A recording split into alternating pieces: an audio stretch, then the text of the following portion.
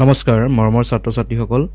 সকলোৰে যিটো সায়েন্সৰ এক্সাম আছিল হেতু কেনেকুৱা হল কমেন্ট কৰিবা আশা কৰো সকলোৰে এক্সাম ভালে গৈছে তোমালোকৰ এমসিকিউ সেকশনটো কেনেকুৱা হৈছে হেতু কমেন্ট কৰিবা আৰু কোনে কিমান মাৰ্কস পাইছা হেতু কমেন্ট কৰি কবা আৰু তোমালোকৰ নেক্সট আছে সোশিয়াল সায়েন্সৰ এক্সাম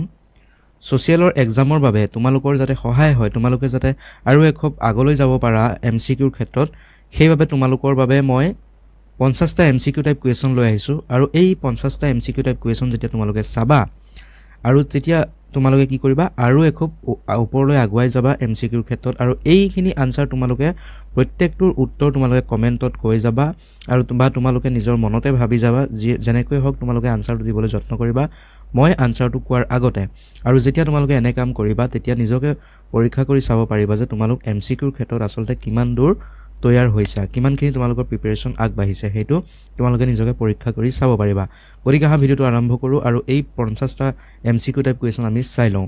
এতিয়া প্ৰথমৰ পৰা কুৱেশ্যনখিনি আৰম্ভ কৰাৰ আগতে তোমালোকৰ বাবে এটা ৰিকুৱেষ্ট আছে তোমালোকে যদি চেনেলটোৰে নতুনকৈ আহিছা তেতিয়া চেনেলটো সাবস্ক্ৰাইব কৰি লবা ভিডিওটো এটা লাইক কৰিবা আৰু শেয়াৰ কৰা বন্ধু বান্ধৱীৰ লগত আহা এতিয়া ভিডিওটো আৰম্ভ কৰো আৰু প্ৰশ্নখিনি কি আছে চাই লওঁ পোন প্ৰথমতে প্ৰশ্নটো কি আছে চোৱা 1 নম্বৰ প্ৰশ্ন আমাক দিয়া আছে যে 1905 খ্ৰীষ্টাব্দৰ কোন তাৰিখে বংগ বিভাজন কাৰ্যকৰী হৈছিল সহজ প্ৰশ্ন তোমালোকে উত্তৰটো কমেন্ট কৰিবা আৰু ইয়াৰ শুদ্ধ উত্তৰটো কি হ'ব ইয়াৰ শুদ্ধ উত্তৰ হ'ব অপচন বি 16 অক্টোবৰ হ'ব শুদ্ধ উত্তৰ 1905 খ্ৰীষ্টাব্দৰ 16 অক্টোবৰ হ'ব শুদ্ধ উত্তৰ তাৰ পিছতে নেক্সট কি আছে চোৱা নেক্সট আছে পূৰ্ববংগ আৰু অসম নামৰ প্ৰদেশখনৰ ৰাজধানী স্থাপন কৰা হৈছিল ক'ত শিলঙত পাকিস্তানত বংগদেশত নে ঢাকাত ইয়াৰ পৰা শুদ্ধ উত্তৰটো তোমালোকে কমেন্ট কৰা আৰু ইয়াৰ পৰা শুদ্ধ উত্তৰ কি হ'ব জানানে অপচন ডি হ'ব শুদ্ধ উত্তৰ ঢাকাত পূৰ্ববংগ আৰু অসম নামৰ প্ৰদেশখনৰ ৰাজধানী স্থাপন হৈছিল ঢাকাত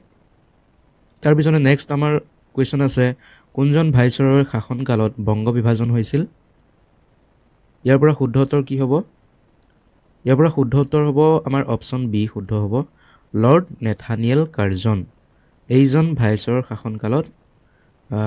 বংগ বিভাজন হৈছিল সমুকৈ লৰ্ড কাৰ্জন বুলি কোৱা হয় যেতিয়া লৰ্ড নেথানিয়েল কাৰ্জন বুলি কোৱা হয় তেতিয়া মানে অকমান কনফিউজ লাগে কিন্তু আমি বেছিভাগ ক্ষেত্ৰত আমি লৰ্ড কাৰ্জন বুলি ইয়াৰ নাম পঢ়িছো তাৰ পিছত নেক্সট কোৱেশ্চন কি আছে চোৱা ভাৰতীয় জাতীয়তাবাদৰ প্ৰাণকেন্দ্ৰ বুলি কোন ঠাইক অভিহিত কৰা হয় দিল্লী বাংলাদেশক বংগদেশক নে ঢাকাক আৰু ইয়াৰ পৰা শুদ্ধ উত্তৰ কি হ'ব বংগদেশক অপচন সি হ'ব আমাৰ শুদ্ধ উত্তৰ তোমালোকে নিশ্চয় এটা শুদ্ধ উত্তৰে দিছা তাৰ পিছত আছে যুগান্তৰ নামৰ সংবাদ পত্ৰখন সম্পাদনা কৰিছিল কোনে এত আছে অমৃতপাল ভূপেন্দ্ৰনাথ দত্ত অৰবিন্দ ঘোষ মহিৰাম বসু ইয়াৰ পৰা কোনটো হ'ব শুদ্ধ উত্তৰ ইয়াৰ পৰা শুদ্ধ উত্তৰ হ'ব ভূপেন্দ্ৰনাথ দত্ত অপচন বি হ'ব আমাৰ শুদ্ধ উত্তৰ তাৰ পিছতে নেক্সট কি আছে চোৱা বেংগল কেমিকেলছ নামৰ উদ্যোগটোৰ প্ৰধান উদ্যোক্তা হ'ল কোন আছিল প্ৰধান উদ্যোক্তা আচাৰ্য প্ৰফুল্ল ৰায় অমৃতলাল বসু গিৰীশ ঘোষ ক্ষীৰোদ প্ৰসাদ ইয়াৰ পৰা শুদ্ধ উত্তৰ কি হ'ব ইয়াৰ পৰা শুদ্ধ উত্তৰ হ'ব আচাৰ্য প্ৰফুল্ল ৰায় অপচন এ হ'ব আমাৰ শুদ্ধ উত্তৰ নেক্সট কোৱেশ্চন আছে বংগলক্ষ্মী কটন মিল নামৰ উদ্যোগটোৰ প্ৰধান উদ্যোক্তা হ'ল প্ৰধান উদ্যোক্তা কোন আছিল তোমালোকে জানানে ইয়াৰ পৰা শুদ্ধ উত্তৰ হ'ব অপচন বি নীলৰতন সৰকাৰ তাৰ পিছতে নেক্সট প্ৰশ্ন কি আছে চোৱা নেক্সট প্ৰশ্ন আছে কোনটো শব্দ গান্ধীজীয়ে দক্ষিণ আফ্ৰিকাত প্ৰথমে ব্যৱহাৰ কৰিছিল কোনটো শব্দ স্বৰাজ সত্যাগ্ৰহ অহিংসা আৰু সত্য ইয়াৰ পৰা শুদ্ধ উত্তৰ হ'ব সত্যাগ্ৰহ অপচন বি হ'ব আমাৰ শুদ্ধ উত্তৰ নিশ্চয় শুদ্ধ উত্তৰ দিছা তোমালোকে তাৰ পিছতে আছে নেক্সট কোৱেশ্চন 1917 চনৰ ইতিহাসত কোনটো বিপ্লৱ সংঘটিত হৈছিল ফৰাচী বিপ্লৱ আগষ্ট বিপ্লৱ ৰুছ বিপ্লৱ নে সেউজ বিপ্লৱ চাৰিটা বিপ্লৱৰ কথা কৈছে আৰু ইয়াৰ পৰা শুদ্ধ উত্তৰ হ'ব ৰুছ বিপ্লৱ অপচন সি আমাৰ কাৰেক্ট আনসাৰ হৈ যাব তাৰ পিছত সীমান্ত গান্ধী হিচাপে কাক জনা যায় সীমান্ত গান্ধী হিচাপে খান আব্দুল গফুৰ খান ৰহমত খান মোহাম্মদ আলী জিন্নাহ তৈবুৰ জিন্নাতুল ইয়াৰ পৰা শুদ্ধ উত্তৰ কি হ'ব ইয়াৰ পৰা শুদ্ধ উত্তৰ হ'ব খান আব্দুল গফুৰ খান অপচন এ হ'ব আমাৰ শুদ্ধ উত্তৰ তাৰ পিছত আছে গান্ধীজীয়ে কৰিম কিম্বা মৰিম শ্লোগান কোনটো আন্দোলনৰ সময়ত দিছিল এটা মানে বিখ্যাত শ্লোগান কৰিম কিম্বা মৰিম হিন্দীত কয় কৰেংগে ইয়া মৰেংগে চাৰিটা অপচন আছে সত্যাগ্ৰহ ভাৰত ত্যাগ অসহযোগ আইন অমান্য ইয়াৰ পৰা শুদ্ধ উত্তৰ হ'ব অপচন বি আমাৰ ভাৰত ত্যাগ আন্দোলনত কৰিম কিম্বা মৰিম শ্লোগানটো দিছিল গান্ধীজীয়ে নেক্সট কুৱেশ্যন আছে আমাৰ সবৰমতী আশ্ৰম অৱস্থিত ক'ত অৱস্থিত সেইটো সুধিছে অপশ্যন বি হ'ব কাৰেক্ট গুজৰাটত আমাৰ সবৰমতী আশ্ৰম অৱস্থিত তাৰপিছতে আহিল নেক্সট কুৱেশ্যন 13 নম্বৰ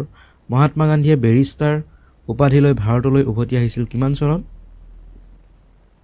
শুদ্ধ উত্তৰ হ'ব অপশ্যন চি 1891 চনত বেৰিষ্টাৰলৈ মহাত্মা গান্ধী ভাৰতলৈ উভতি আহিছিল নেক্সট আছে জালিয়ানৱালাবাগ অৱস্থিত ক'ত অৱস্থিত জালিয়ানৱালাবাগ পঞ্জাবত অপশ্যন ডি হ'ব কাৰেক্ট আনসাৰ পঞ্জাবত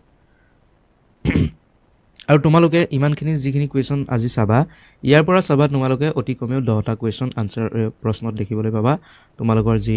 পৰীক্ষা হ'বলৈ গৈ আছে সোশ্যাল সায়েন্সৰ তাত তোমালোকে একদম অতি কম বুলি ক'লেও 10টা প্ৰশ্ন দেখিবলৈ পাবা চাবা এনি সিলেক্টেড কুৱেশ্যন হয় এনে ধৰণৰ কুৱেশ্যনবোৰ পৰীক্ষাত আহি থকা দেখা যায় সেইবাবে এইখিনি বাছি বাছি কুৱেশ্যন তৈয়াৰ কৰা হৈছে তোমালোকৰ বাবে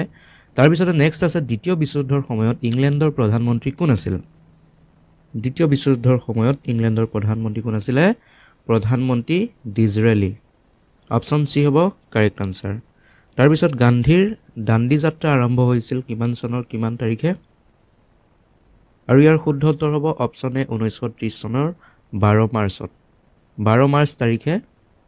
1930 চনৰ 12 মাৰ্চত দাণ্ডী যাত্ৰা আৰম্ভ হৈছিল মনত ৰাখিবা দাণ্ডী যাত্ৰা তাৰ পিছতে নেক্সট ইম্পৰ্টেন্ট কুৱেশ্যন কি আছে চাই লও গান্ধীজীয়ে কল্পনা কৰা গ্ৰাম্য স্বৰাজৰ মাধ্যমান কি আছিল ইয়াৰ পৰা কাৰেক্ট আনসাৰ কি হ'ব পঞ্চায়ত অপশ্যন চি হ'ব কাৰেক্ট আনসাৰ পঞ্চায়ত নেক্সট আছে ফুলগুৰিৰ ধাৱা সংঘটিত হৈছিল কিমান চনত ফুলগুৰিৰ ধাৱা কিমান চনত সংঘটিত হৈছিল 1861 চনত অপশ্যন বি হ'ব কাৰেক্ট আনসাৰ কেইটা আনসাৰ শুদ্ধ কৰিছা কমেন্ট কৰিবা ব্ৰিটিছে টিকট কৰ প্ৰৱৰ্তন কৰিছিল কিমান চনত টিকট কৰ প্ৰৱৰ্তন কৰিছিল 1848 চনত অপশ্যন এ হ'ব কাৰেক্ট আনসাৰ আৰু এই চনবিলাক আহে বিশেষকৈ এই চনবিলাক পৰীক্ষাত আহে হেবে চনখিনি তোমালোকে মনত ৰাখিবা সিৰিয়ালি তোমালোকে চনখিনি কোনটো ঘটনাৰ পাছত কোনটো ঘটনা সংঘটিত হৈছিল সেইখিনি চন তোমালোকে মনত ৰাখিবা তাৰ পিছত মনিৰাম দেৱানৰ লগত আৰু কাক ফাঁসী কাঠত ওলমোৱা হৈছিল মনিৰাম দেৱানৰ লগত কাক ফাঁসী কাঠত ওলমোৱা হৈছিল অপশ্যন বি হ'ব কাৰেক্ট আনসাৰ পিয়লি বৰুৱাক অপশ্যন বি আমাৰ কাৰেক্ট হ'ব তাৰ পিছত নেক্সট কুৱেশ্যন কি আছে চাও নেক্সট আছে 21 নম্বৰ জয়ন্তীয়া ৰাজ্য ইংৰাজৰ হাতলৈ কেতিয়া গৈছিল জয়ন্তীয়া ৰাজ্য ইংৰাজৰ হাতলৈ গৈছিল 1835 চনত অপশ্যন চি হ'ব শুদ্ধ উত্তৰ তাৰ পিছত ব্ৰিটিছৰ কৰতলীয়া আহোম ৰজা কোন আছিল ব্ৰিটিছৰ কৰতলীয়া আহোম ৰজা আছিল পুৰন্দৰ সিংহ অপশ্যন এ হ'ব শুদ্ধ উত্তৰ পুৰন্দৰ সিংহ তাৰ পিছত আহিল 23 নম্বৰ প্ৰশ্ন 1861 চনত জয়ন্তীয়া বিদ্ৰোহৰ নেতৃত্ব কোনে দিছিল উকিয়াং নংবাহে অপশ্যন ডি হ'ব কাৰেক্ট আনসাৰ উকিয়াং নংবাহে 1881 চনত উত্তৰ কাছাৰ জনজাতীয় বিদ্ৰোহৰ নেতৃত্ব কোনে দিছিলে ইয়াৰ শুদ্ধ উত্তৰ হ'ব সম্বোধন কছাৰী মনত ৰাখিবা নামটো শৰ্ট কুৱেশ্যনতো আহিব পাৰে তাৰ পিছত অসমীয়া লিটাৰেসি সোসাইটি নামৰ সংগঠনটো কেতিয়া গঠন হৈছিল অসমীয়া লিটাৰেসি সোসাইটি ইয়াৰ কাৰেক্ট আনসাৰ হ'ব কলিকতাত ক'ত গঠন হৈছিল খুলিছে এটো কলিকতাত তাৰ পিছত অসমীয়া ভাষা উন্নতি সাধিনী সভা গঠন হৈছিল কিমান চনত যাক চমুকৈ অভা উষা বুলি কোৱা হয়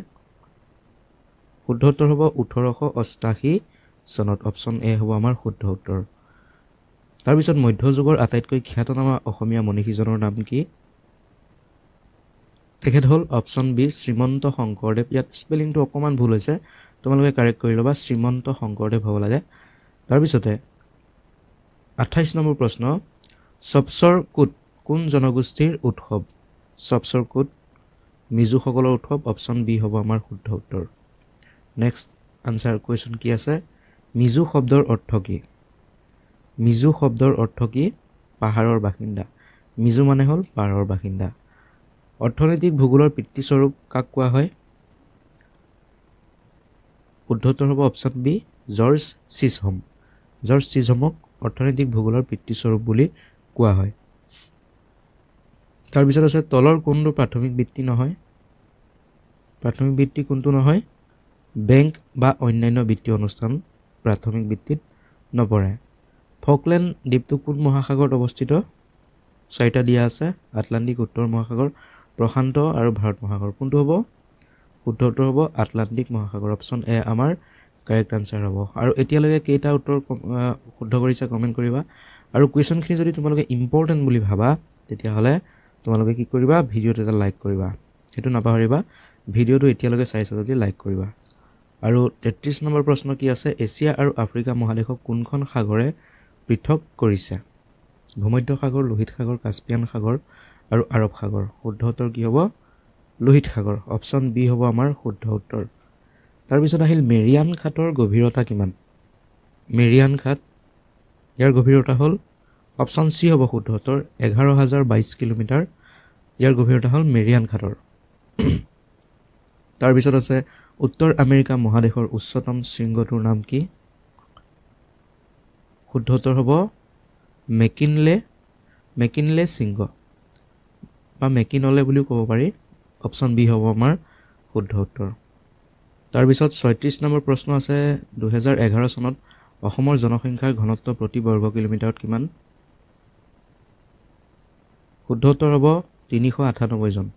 অপশ্যন ডি হ'ব কাৰেক্ট আনসাৰ 398 জন তাৰ পিছতে নেক্সট আছে অসমৰ কোনখন ৰাষ্ট্ৰীয় উদ্যানত বনৰীয়া ঘোঁৰা আৰু দেওহাঁহ দেখা যায়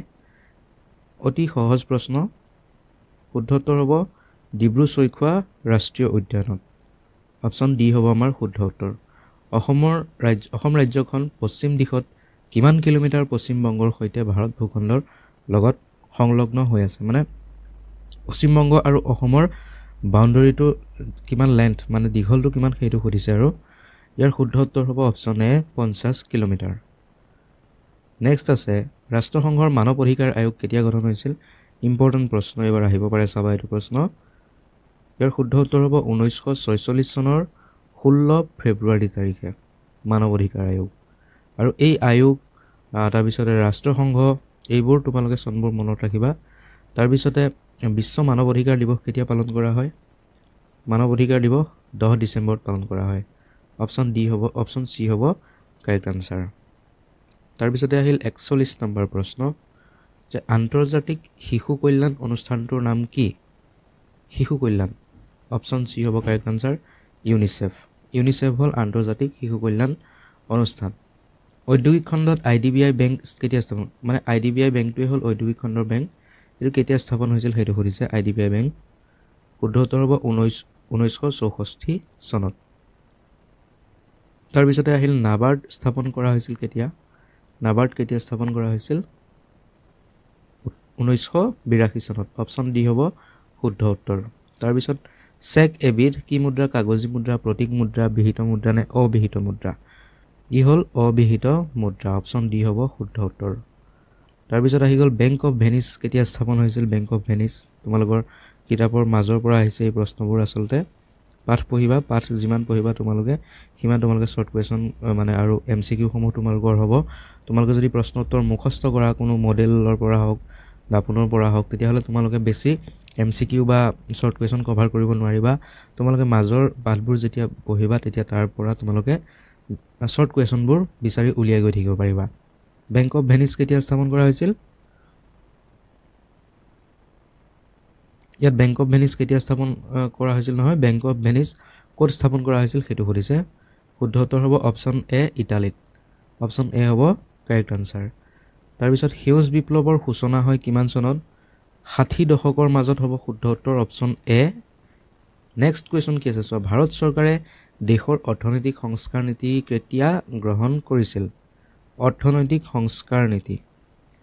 1991 চনত অপশ্যন এ হ'ব শুদ্ধ উত্তৰ তাৰপিছত আহিল ইউএনডিপিৰ অন্তৰ্গত প্ৰথমখন মানৱ